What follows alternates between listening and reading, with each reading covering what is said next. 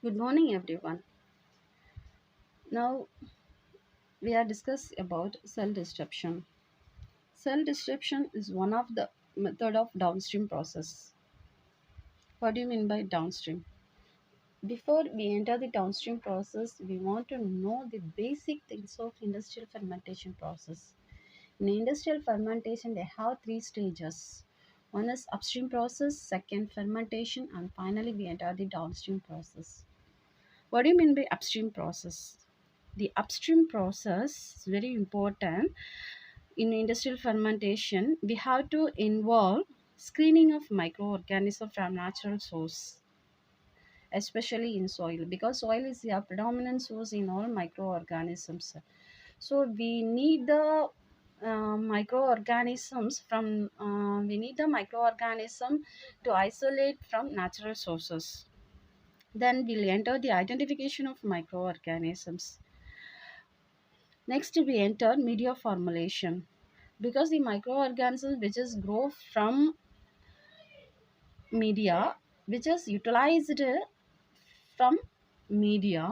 So media provides all the nutritional ingredients to microorganism for their growth, and finally they get multiplications and inside of the bioreactor. Next, we enter the fermentation. The upstream process is completed. The all the ingredients like microorganisms, productions, media, both are involved in fermentation process.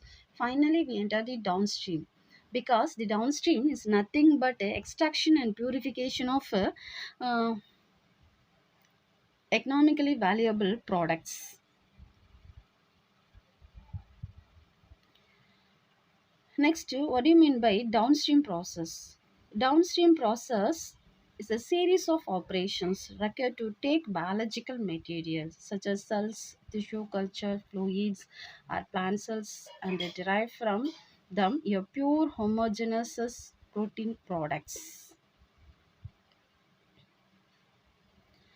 It is a process used for recovery and purification of aromatic molecules from fermentation broth, because these methods are more expensive, which is representing up to 70 percentage of prices of the final product, based on the downstream process. What kind of downstream methods we are employing, in this way we have to fix the price of the products.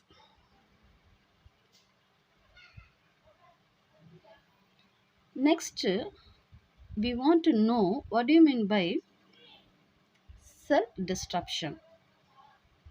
Cell disruption is nothing but cell lysis of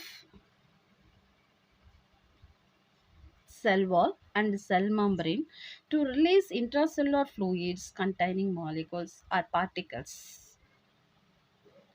The cell lysis or cell disruption is an essential part of biotechnology and the downstream process related to the manufacturing of biological products.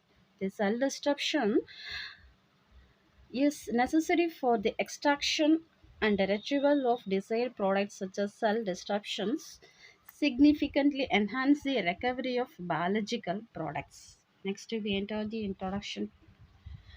Cell disruption is a process of obtaining intracellular fluid. What do you mean by intracellular?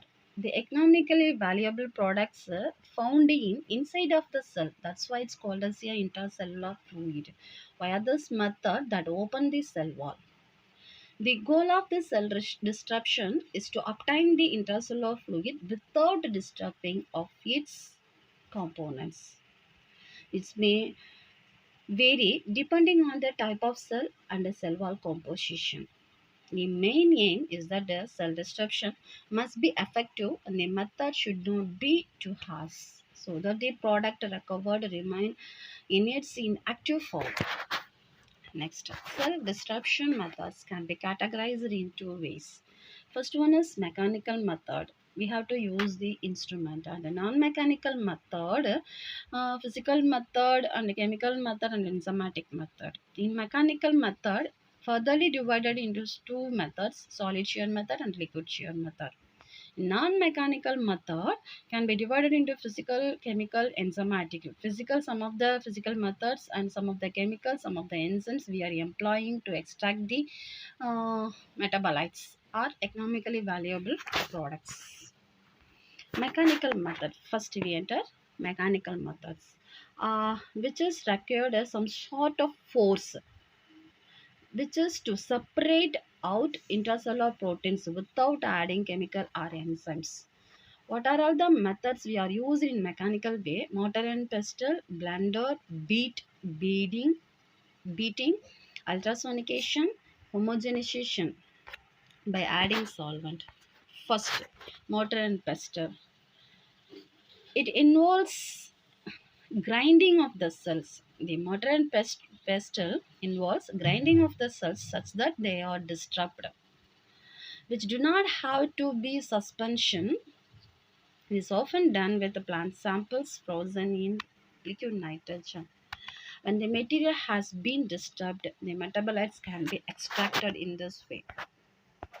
Next, blenders. The use of blenders which employ high speed can be used to disturb cell wall. It is the same process used by centrifugation, which separates or concentrate materials suspended in liquid medium. Next, beating. Here, glass and ceramics beads are used to crack and open the cell wall. This kinds of mechanical shear is gentle enough to keep organelles intact, and it can be used with all kinds of cells. Just add beads to an equal amount of cell suspension and vortex. Finally, we get the intercellular products. Next, we enter ultrasonication. Sonic homogenizer works by inducing vibration in a titanium probe that is immersed in cell solutions. The process called cavitation occurs. Cavitations. The cavitation occurs in which tiny bubbles are formed and explode, producing local shock wave and disturbing cell wall by pressure change. This method is very popular for the disruption of plant and of fungal cells. Next, we enter homogenization. Liquid based homogenization is the most widely used cell disruption technique for small volume and cultured cells.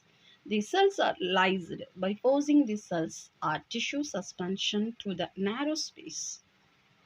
Homogenizer use shear force on the cell to similar to the beads method.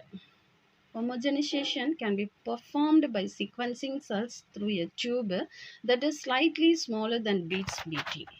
Next, non-mechanical method is the second method in cell disruption, further divided into three classes which are following: physical, chemical and enzymatic. In this physical method, first method is freestawing.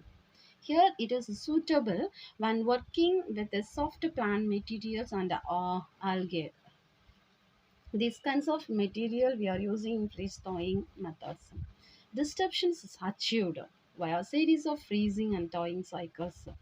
The freezing forms create ice crystals which expands upon thawing, and this ultimately cause cell wall to rupture. Next, we enter microwaves are thermolysis. Microwaves, along with autoclave and other high temperature methods, are used to disturb the bonds within the cell wall and also to denature the protein components. However, uncontrolled amount of heat can be easily denatured or damage target proteins and substances. Then only you will get the intercellular products. Osmotic shock. Through this process of osmosis, the water content can be moved into the cell and it's causing its volume to increase to the points that is finally to get burst out. This method, however, only work with animal cells and protozoa since they do not have any cell walls. That's why we select this kind of cells for osmotic shock of non-mechanical method. The fourth final method, electric discharges. It is also possible to achieve cell destruction via electrical discharges in mammalian and other cells that are bounded by plasma membrane only. The second non-mechanical methods, chemical methods, they are often used with plant cells, sometimes in combination with the shearing. Organics also. What kind of organic solvents we are employing in this method? Toluene, ether, benzene, methanol, surfactant, and phenyl ethyl alcohol, the MSO, can be used to permeate cell wall. For example, EDTA can be used specifically to disturb cell wall of gram-negative bacteria, which is the EDTA to rupture cell wall of gram-negative cells, because the gram-negative cell wall having lipopolysaccharides that are stabilized by cations like magnesium and calciums. The EDTA will chelate the cations, leave hole in the cell wall. Finally, you will get the intracellular products. The final non-mechanical method, that is enzymatic method, the another strategy to extract the intracellular product, that is enzymatic method, to achieve cell lysis is to use digestive enzymes which will do decompose the microbial cell wall. Different cell types and strains have different kinds of cell walls and cell membranes, and thus the enzymatic methods used, some of the enzyme depends on the microbes. For example, lysozyme is commonly used to digest a cell wall of gram-positive bacteria only. The lysozyme hydrolyzes beta 1 for glycosidic bonds in peptidoglycan. The cell wall of yeast and fungi differs significantly from cell wall of bacteria. One commonly used enzyme mixture for degradation of cell wall of yeast and fungi, that is zymolase. In addition, the enzymes that are commonly used for degradation of cell wall of yeast and fungi includes cellulase, pectinase, xylanase, and chitinase.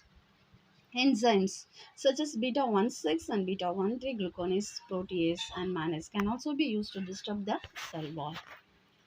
Finally, we conclude the significance of this method, that is cell disruptions method. The cell disruption is an essential part of biotechnology and the downstream process related to the manufacturing of biological products. It is necessary for the extractions and retrieval of the desired products, as well as disruption significantly enhance the recovery of biological products, or economically valuable products, or pharmaceutical products, or human welfare products. Thank you, one and all.